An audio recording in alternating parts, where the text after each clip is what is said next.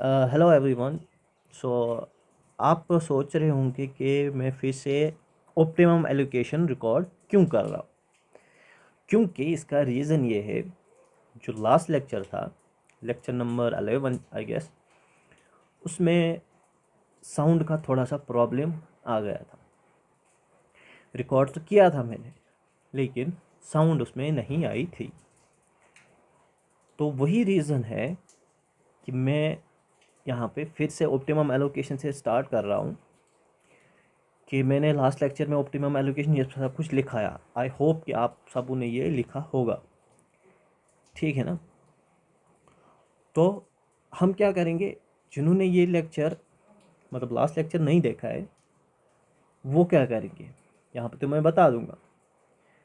या आपके लिए यही बेहतर होगा कि आप पूरा वो पहले लिख लो, जो भी नोट्स बना रहे हो आप वो पहले लिख लो। देन उसके बाद उसके बाद आप ये वाला लेक्चर देख लेना, क्योंकि ये होगा 5-10 मिनट में मैं ये समझाऊंगा। तो जो आप बाकी तो आपने लिखा होगा, ठीक है। सो देखो, ऑप्टिमम एलोकेशन क्या होता है, हमने पढ़ा था इक्वल एलोकेशन। इक्वल एलोकेशन उसमें हम इक्वली एलोकेट करते थे। जो भी हम सैंपल लेते थे स्ट्रेटा से, तो हम वहाँ पे इक्वली एलोकेट करते थे। Ni is equal to N divide by K, this was the formula.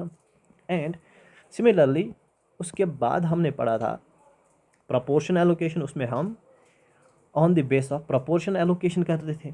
तो ऑप्टिमम एलोकेशन क्या होगा, ऑप्टिमम क्या होता है, जिस ऑप्टिमम हम किस चीज़ को बोलते हैं, जिसकी एफिशिएंसी ज़्यादा होगी, प्रिसिशन ज़्यादा होगा, जो ज़्यादा ऑप्टिमम वैल्यूज़ देगा उसको हम ऑप्टिमम कहते हैं। मतलब जिसमें हमारे पास ज़्यादा से ज़्यादा एफिशिएंसी मिलेगी, दैट्स ऑप्टिमम। तो उसी बेसिस पे जहाँ पे एफिशिएंसी ज़्यादा होगी, उसी बेसिस पे हम एलोकेशन करते हैं। That allocation is known as optimum allocation. So here optimum allocation हम कैसे करते हैं, सी, पहले हम जो भी हमारे पास सैंपल साइज़ होगा, फिक्स्ड सैंपल साइज़, उसमें हम क्या करेंगे, वेरिएंस को कम करेंगे और मैक्सिमाइज प्रिसीजन। ये कैसे होगा, ये होगा जब हम वेरिएंस को कम करेंगे, प्रिसीजन तो ऑटोमेटिकली इंक्रीज़ हो जाएगा या एफिशिएंसी ऑटोमेटिकली इंक्रीज़ हो जाएगी।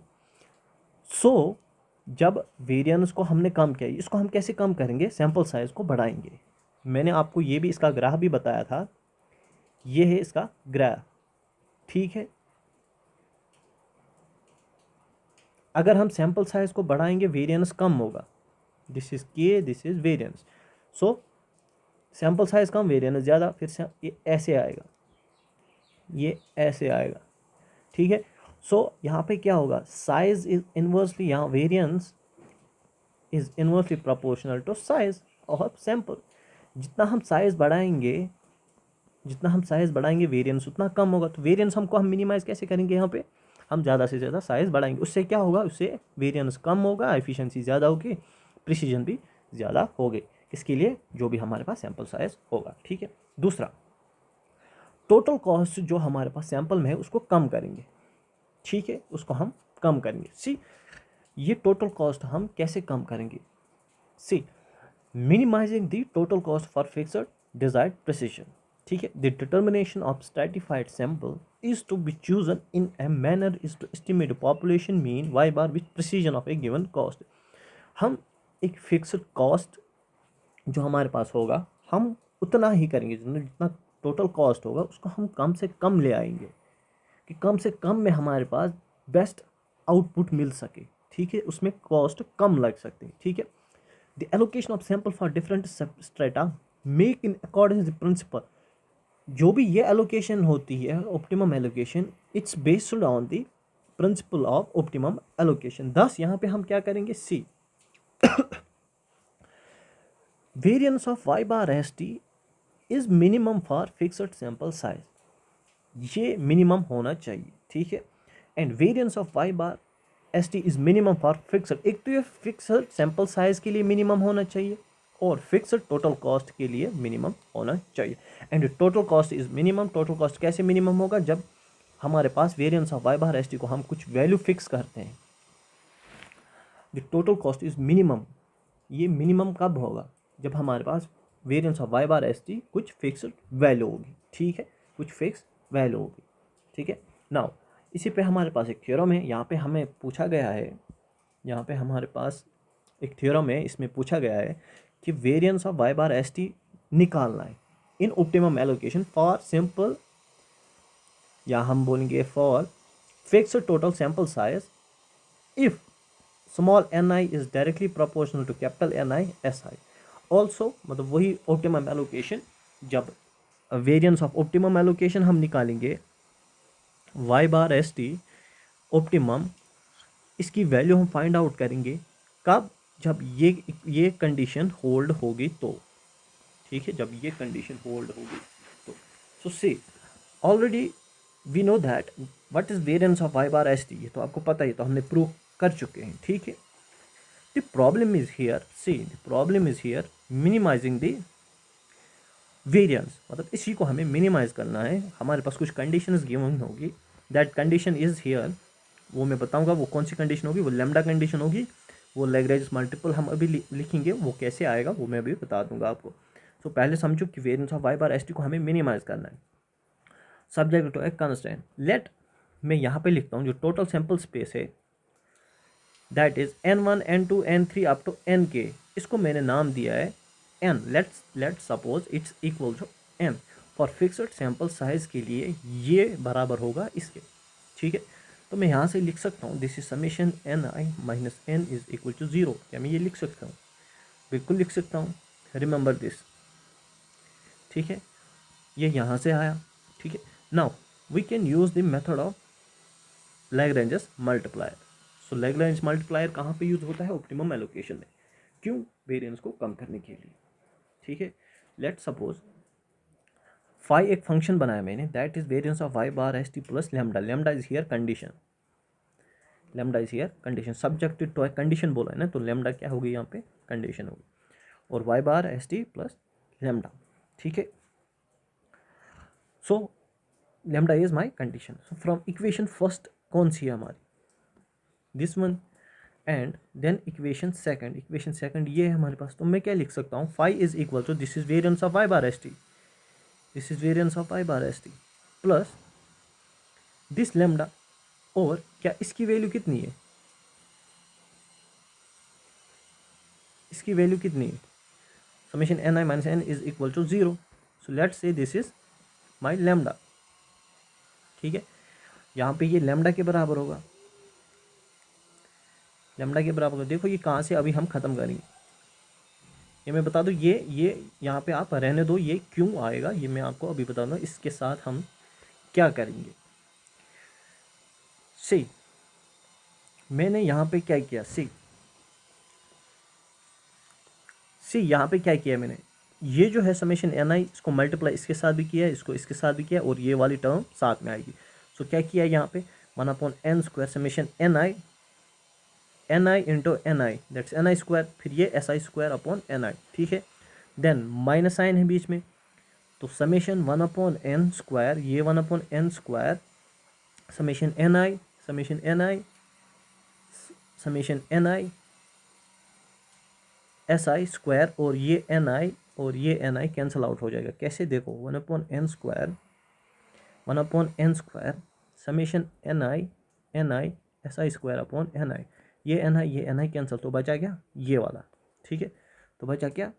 ये वाला, और प्लस में ये सब। ना पार्शली डिफ्रेंशिएट करेंगे विथ रेस्पेक्ट टू एन आई, जहाँ जहाँ एन आई है वहाँ वहाँ हम पार्शली डिफ्रेंशिएट करेंगे। देखो इसमें एन आई है, इसमें एन आई है, इसमें एन आई नहीं है, तो ये पूरी टर्म क्या बनेगी? ज़ीरो बनेगी, क्योंकि इसमें एन आई नहीं है। Differentiation of constant is zero. Now del, तो देखो यहाँ पे एन आई है, यहाँ पे कॉन्स्टेंट देखो क्या है, कॉन्स्टेंट देख लेना, ये पूरा क्या है? This is my constant. So जब मैं इसको डिफ्रेंशिएट करूँगा, ये तो मेरे पास कॉन्स्टेंट है, ये एज इट इज़ बाहर आएगा, और इसकी डिफ्रेंशिएशन क्या होगी? इसकी डिफ्रेंशिएशन क्या होगी? देखो del upon del 1/x upon del X, इसकी डिफ्रेंशिएशन हमें करनी है। ये क्या आएगा? Del X raise power -1। जब हम इसकी डिफ्रेंशिएशन करते हैं पावर डाउन x -1 तो ये क्या आएगा? -1/x²। सो वही यहाँ पे मैंने लिखा है -1/ni², क्योंकि यहाँ पे ni था, ni की डिफ्रेंशिएशन -1/ni², और यहाँ पे summation ni that is ni, तो इसकी differentiation 1। d/dx of x is equal to 1, मतलब ni की डिफ्रेंशिएशन 1 होगी, तो लेमडा एज इट इज, ठीक है। ना बचा क्या यहाँ पे? ये टर्म बची और लेमडा बचा, ये टर्म बची और लेमडा बचा माइनस के साथ। नाउ सी, इसको मैं ऐसे लिख सकता हूँ, अगर मैं इसको खोलूँगा एक्सपेंड करूँगा तो ये आएगा, बिल्कुल आएगा। तो ये यहाँ से मैं ये लिख सकता हूँ nth टर्म में लिख सकता हूँ n के, क्योंकि ये बराबर है, देखो N I is equal to N, तो यहाँ से मैं लिख सकता हूँ कि ये जो पूरी टर्म्स है ये होंगी बराबर N I S I square divide by N square N I square plus lambda, ये इसके बराबर होगा। तो यहाँ से अगर हम लेमडा की वैल्यू, हमें लेमडा की वैल्यू चाहिए यहाँ से, क्योंकि डिफ्रेंशिएट किया हमने, तो इसको हम किसके बराबर पुट करेंगे, इस इक्वेशन को हम किसके बराबर पुट करेंगे, जीरो के बराबर है। तो -1/n² ni² si² is equal to minus lambda, तो माइनस माइनस कैंसिल, तो यहाँ से लेमडा की वैल्यू ये आई। तो यहाँ से ni की वैल्यू क्या क्या आएगी, दिस ni को हमने यहाँ शिफ्ट किया और यहाँ लेमडा को यहाँ, तो ये क्या बनेगा ni² upon this. Now ni² is equal to C, यहाँ से हम इसको अलग करेंगे और इसको अलग रखेंगे, so this becomes a constant, इसको हम ट्रीट करेंगे एज ए कांस्टेंट, इसको हम ट्रीट करेंगे एज ए कांस्टेंट, ठीक है, इसको हम ट्रीट करेंगे as a constant.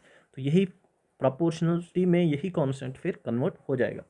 C, ni² is equal to this, so ni is equal to, अगर हम इस पर स्क्वायरिंग करेंगे तो ये क्या बनेगा, जैसे ni², तो यहाँ पे स्क्वायर रूट कैंसल, तो ये क्या बनेगा ni is equal to 1/n √λ ni² si², this is a calculation.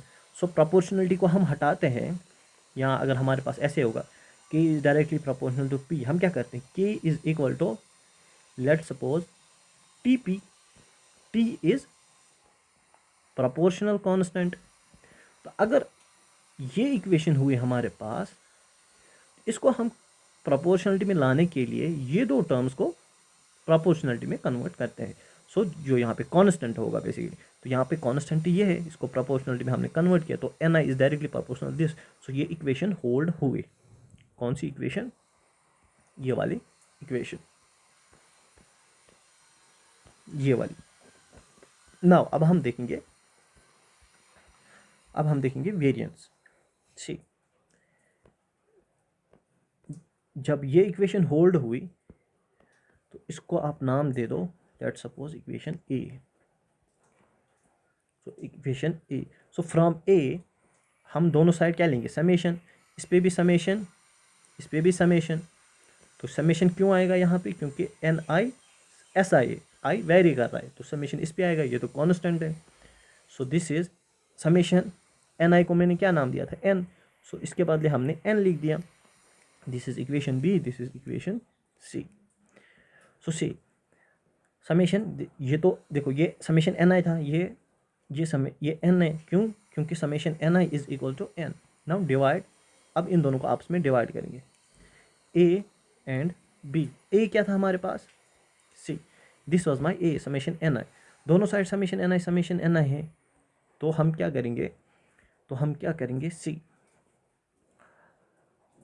N I upon N is equal to 1/n √λ summation N I S I. ऊपर क्या है, ए एंड बी तो ये है, हाँ ठीक है, ऊपर आएगा N I S I divide by 1/n λ summation N I S I, ये और ये cancel out, so N I divide by N आएगा इसके बराबर, सो ये आएगा इसके बराबर। यहाँ से एन आई किसके बराबर आएगा, small N capital N I S I divide by summation N I S I. तो ये किसके लिए, ये ऑप्टिमम एलोकेशन में, जब हम मेथड ऑफ ऑप्टिमम एलोकेशन करते हैं तो वहाँ पे स्ट्रेटा की यूनिट्स को हम कैसे सिलेक्ट करेंगे, उसकी फार्मूला ये है, ठीक है, उसकी फार्मूला ये है। So N I is equal to also this, so N I summation N I S I is equal to N I capital N आई, ठीक है। So this is the optimum allocation. Now अब हम variance देखेंगे इसका, अब हम optimum allocation का variance देखेंगे। ये जो मैंने आपको देखो, जैसे कि ये है, यहाँ पहले 2-3 फार्मूले मैंने दिखाए, वो कहाँ पे यूज़ होंगे, वो अब यूज़ होंगे। देखो, what's variance of Y bar S T is optimum allocation is given by variance of Y bar S T, आपको पता ही है वो ये है, ठीक है ना। अब एन आई की जगह हम ये फॉर्मूला पुट करेंगे जो हमने अभी यहाँ से फाइंड की, ठीक है। अब हम यहाँ पे ये फॉर्मूला पुट करेंगे। So variance of Y bar S T is 1/n, देखो summation N i as it is, capital N i as it is, small n की जगह हमने ये पुट किया तो ये आएगा, यहाँ पे भी स्मॉल एन आई की जगह ये पुट किया, ठीक है। सो 1/n² समेशन एन आई इसको मल्टीप्लाई किया अंदर, और साथ में क्या है, ये साथ में है, ये साथ में है, इनको ये और ये ऐसी minus N I S I और साथ में ये, ठीक है। यहाँ सिंपली आप यहाँ से भी ये भी लिख सकते हो, इन दोनों को मल्टीप्लाई, इन दोनों को मल्टीप्लाई और इन दोनों को मल्टीप्लाई, ठीक है। यहाँ तो 1 है तो मल्टीप्लाई, सो ये term as it is, then ये टर्म, ठीक है। 1/n², यहाँ से हमने क्या किया है, देखो यहाँ से हमने क्या किया, समझना इस चीज़ को, समझना इस चीज़ को, हमने यहाँ से कॉमन लिया है, ठीक है, कॉमन लिया है। कॉमन क्या लिया है, स्मॉल एन आई। तो जब हम यहाँ पे मैनिपुलेशंस करेंगे, यहाँ डायरेक्टली आप अंदर ले आओ, इसको अंदर ले आओ, summation N i cancel out, n I summation N i cancel out, तो n I summation N I S I divide by n minus N I S I, ये बचेगा, ठीक है, ये बचेगा, दिस इज एन हियर, तो ये बचेगा। तो देखो यहाँ से हम क्या करेंगे, व्हाट्स माई पी आई तो आपको पता ही है ना, पी आई क्या है, एन आई अपॉन एन, ये तो पी आई है। देखो यहाँ से क्या हुआ है, अब अगर हम समेशन को अंदर भेजेंगे तो ये क्या बचेगा, summation N I S I summation N I upon N, ये तो एज इट इज़ आएगा, फिर इस पर भी समेशन, ठीक है। 1/n², तो ये दोनों तुम आपस में मिल के स्क्वायर बनाएंगे, summation N I S I square divide by N, और ये एज इट इज़। सी यहाँ पे मैंने किसका यूज़ किया है, यहाँ पे मैंने P I is equal to N I divide by N. So 1/n, यहाँ पे देखो, यहाँ पे आप सोच रहे होंगे कि ये n² है, ये कहाँ गया, ये कहाँ गया, सी अगर मैं यहाँ से देखो, ये भी स्क्वायर है, ये भी स्क्वायर है, N I upon N I P I, so P I square ये बनेगा P I square S I divide by N, ठीक है, क्योंकि N I square N square P I square के बराबर है। Similarly here 1/n summation P I, क्योंकि N आई अगर हम यहाँ से देखो, यहाँ पे multiply N divide N multiply N करेंगे, तो एन आई अपॉन एन क्या है, पी आई, और यहाँ पे एन बचेगा, ये एन आएगा यहाँ पे, ठीक है। सो ये होगा इसके बराबर, ठीक है। नाउ फिर मैंने आपको कहा था कि हमारे पास एक थ्योरम है, if n I divide by n i, small N I divide by capital N i are ignored, then prove that कि variance of optimum is less than variance of proportion is less than variance of random, मतलब random sample. So देखो, इन तीनों में से सबसे ज़्यादा efficient कौन है, जिसकी एफिशिएंसी ज़्यादा होगी, जिसका वेरिएंस कम होगा। वेरिएंस किसका कम है, इसका। So this is more efficient than proportion than random. So यही हम आज के लेक्चर में देखेंगे। So where optimum allocation is fixed for size, ये तो पता ही है, ऑप्टिमम एलोकेशन ये कंडीशन होल्ड करती है, ये कंडीशन होल्ड करती है, और n I is equal to N I S I divide by summation N I S I, ये भी हमने देखा था अभी, ये है ना, ये है ना, ये भी हमने देखा था कि ऑप्टिमम एलोकेशन ये प्रॉपर्टी होल्ड करती है, ठीक है, होल्ड करती है। नाउ सी, अच्छे से समझना, ये मोस्ट इम्पॉर्टेंट थ्योरम है, whether it's your graduation semester exam और मास्टर सेमेस्टर एग्ज़ाम और ISS पेपर 3, ये क्वेश्चन पूछते हैं, ठीक है, ये क्वेश्चन पूछते हैं। सो प्रूफ है इसका, what's variance of Y bar S T optimum, इसकी वैल्यू कितनी है, 1/n summation P I S I square minus 1/n summation P I S I, I is equal to 1 to k, I is equal to 1 to k, and what is variance of Y bar S T proportion, ये भी आपने देखा होगा, ये किसके बराबर था, summation I is equal to 1 to n, i is equal to 1 to k लिया था ना हमने स्ट्रेटा, 1/n माइनस 1/कैपिटल N p I S I square, let this is equation number 1, this is equation number 2, and what's variance of y bar st? Random.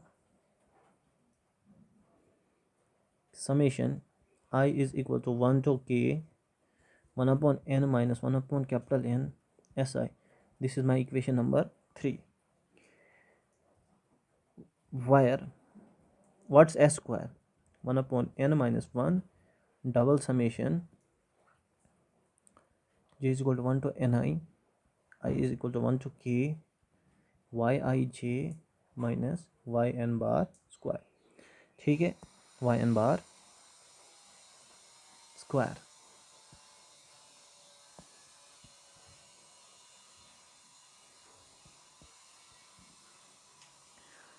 सी हम क्या करेंगे, हम पहले देखेंगे, कंपेयर करेंगे कि variance of y bar S T proportion और variance of y bar S T optimum, इन दोनों के बीच में कंपेयर करेंगे, और variance of y bar S T proportion and variance of y bar S T random, इन दोनों के बीच में वेरिएंस को कंपेयर करेंगे. ठीक है.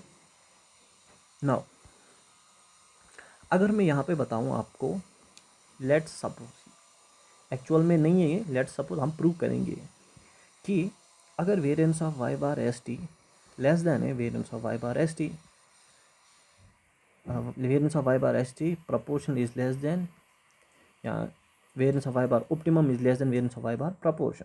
ठीक है.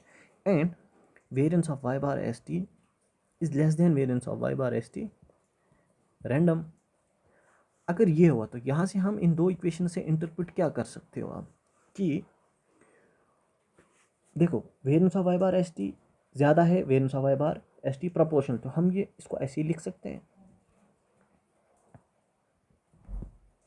ये रैंडम है प्रपोर्शनल, और proportion variance of y bar S T खुद किससे ज़्यादा है, variance of y bar S T optimum से. तो यहाँ से हम इंटरप्रेट कर सकते हैं. ठीक है, यही हम काम करेंगे इस थ्योरम में. से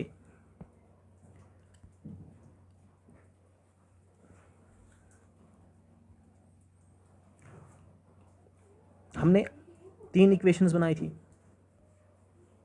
हम क्या करेंगे यहाँ से, subtract 1 equation from second, subtract equation 1 from equation second. So this is variance of y bar st proportion minus variance of y bar st optimum, that is equal to summation 1 upon n minus 1 upon n pi si square minus 1 upon n summation pi si square, या pi square si square minus 1 upon n summation p I S I square. ठीक है, यही हम करेंगे. सो यहाँ से क्या होगा, सी समीशन आई इज 1 टू के 1 upon n minus 1 upon n p I S I square minus 1 upon n summation p I square S I square minus, यहाँ से हम एक काम कर सकते हैं, सी इसको आप ऐसे ही रहने दो, क्या हम यहाँ से 1 upon n minus 1 upon capital n ये, और यहाँ से भी इन दो टर्म से भी 1 upon n minus 1 upon n minus 1 upon n common निकाल सकते हैं. तो अंदर क्या बचेगा, सी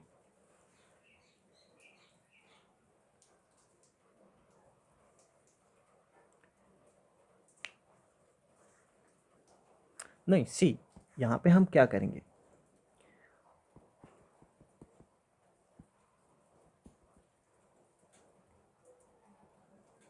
सी मैं बता दूं यहाँ पे हम क्या करेंगे, सी डायरेक्टली ऐसे भी हो जाएगा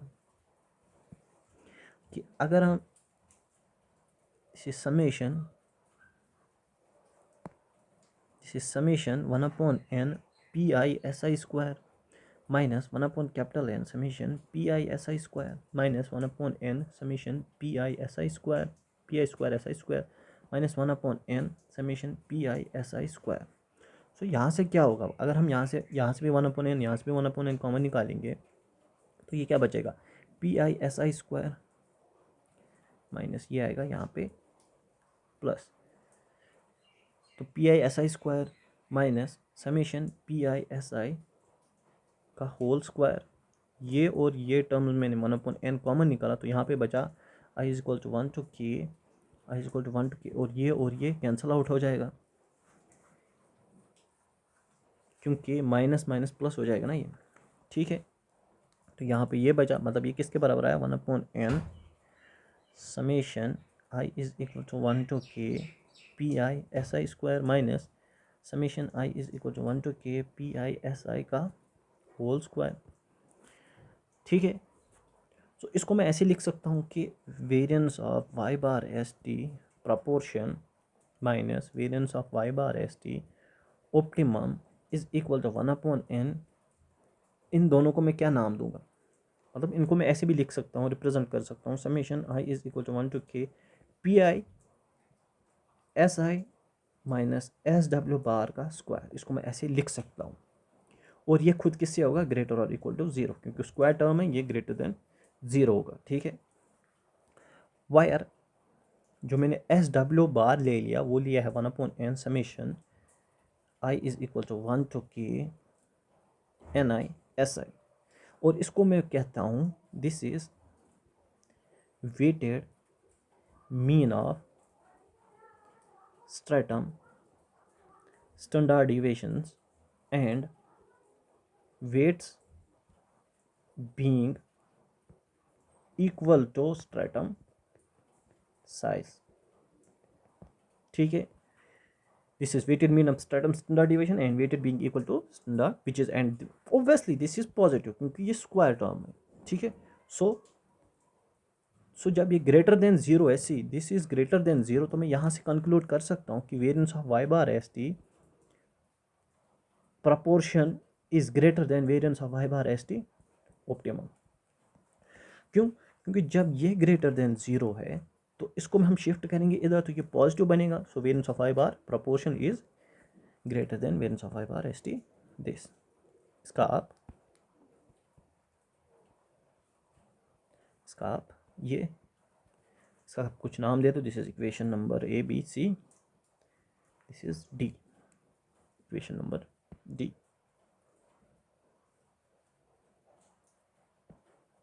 नाउ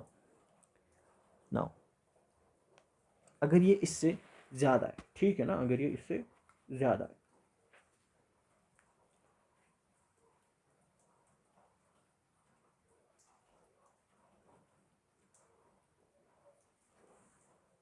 तो ये तो इन दोनों के बीच में कंपैरिजन था।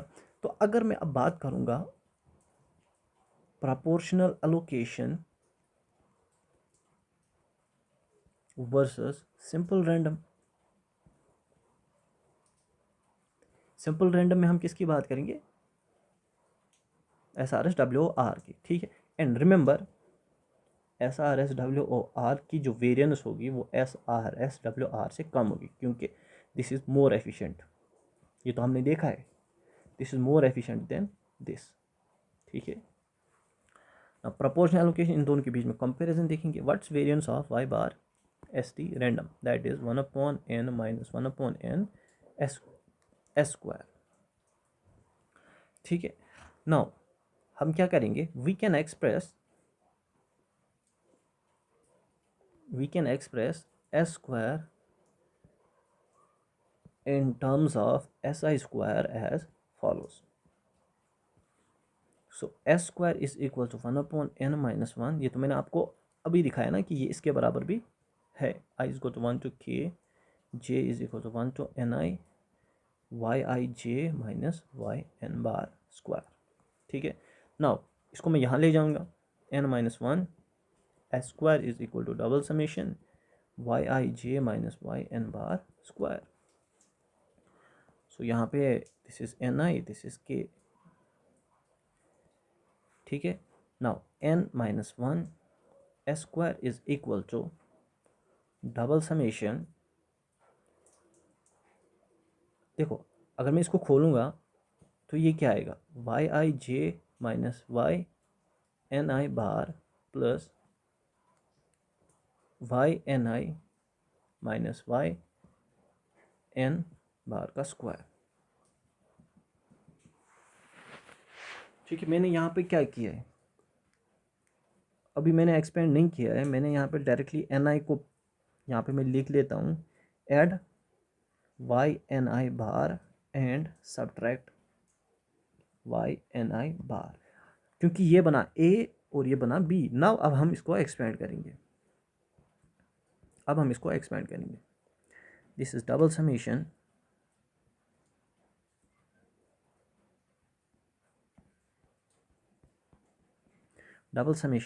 This is a square Y I J minus Y N I bar square, ठीक है, प्लस वाई एन आई bar minus Y N bar square.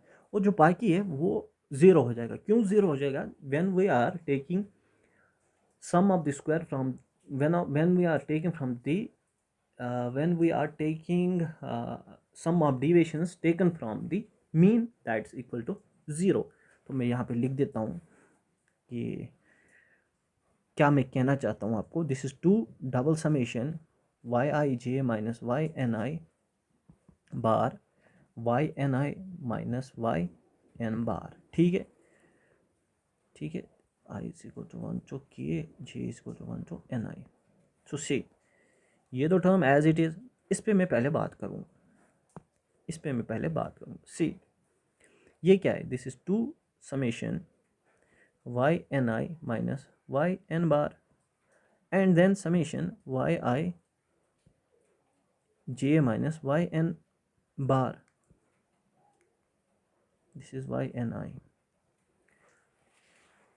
ठीक है ना, this is y N i. See this is yij, what is summation yij, this is ny bar yn bar।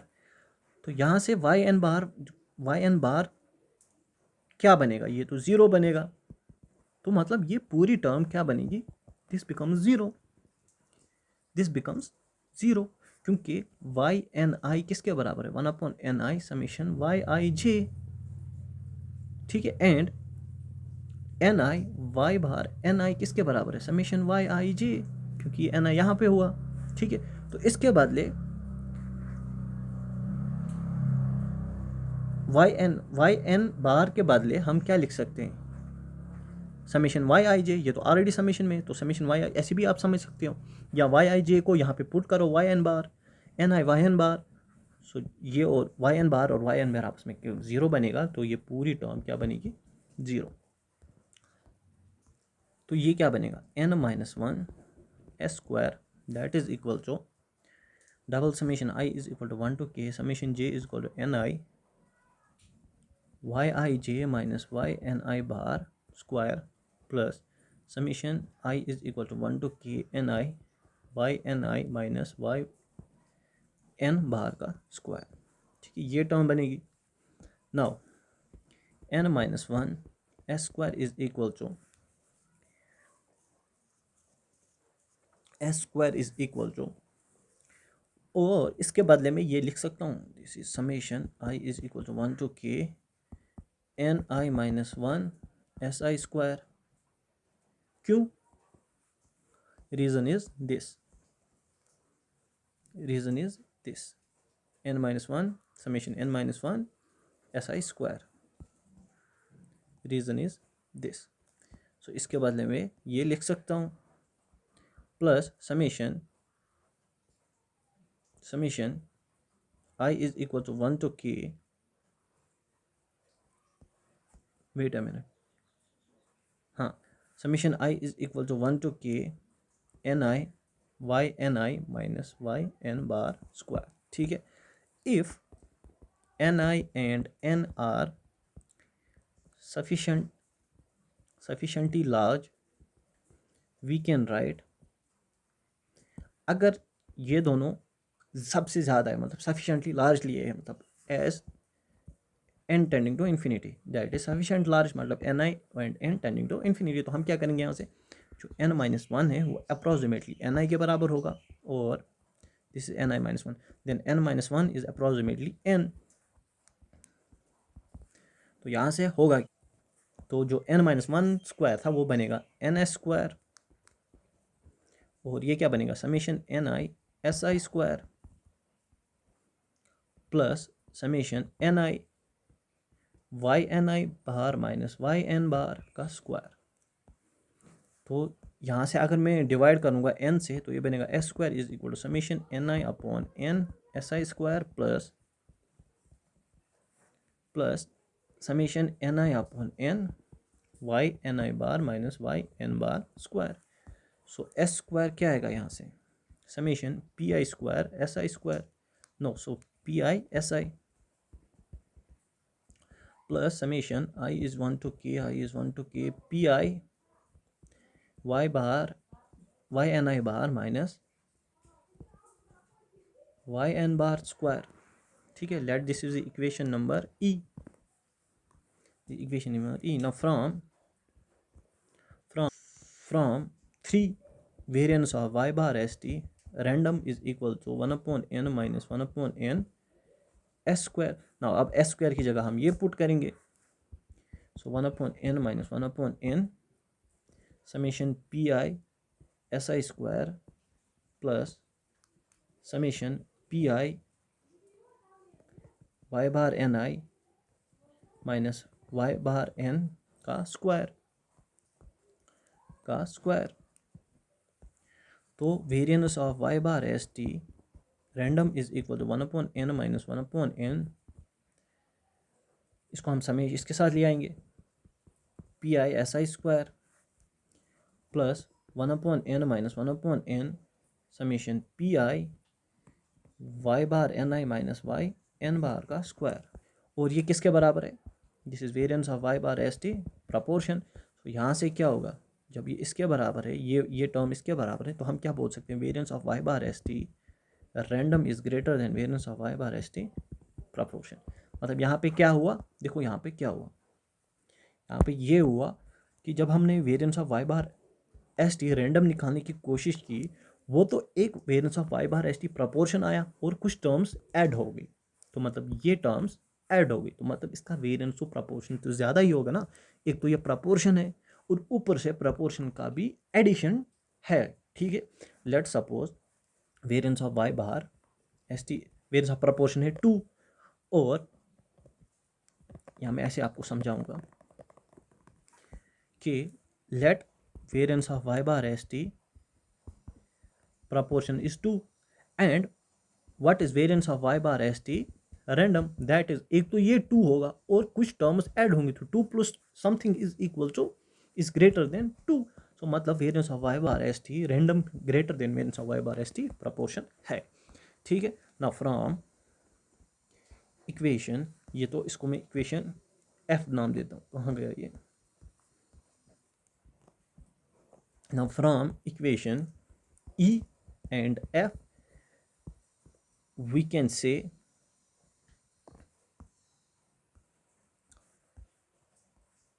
इसका क्या नाम दिया था हमने, D, from equation DEF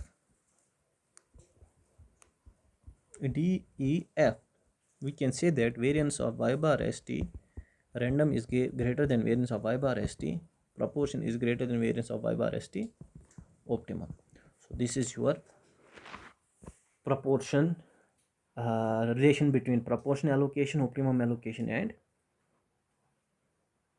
random variance of y bar S T random. ठीक है, ये आपका इसमें क्या होगा, रिलेशनशिप। ठीक है, नाउ नेक्स्ट लेक्चर में देखेंगे हम, एक तो क्वेश्चन से इस पे स्ट्रैटिफाइड रैंडम सैम्पलिंग में, और पोस्ट स्ट्रैटिफिकेशन हम स्टार्ट करेंगे।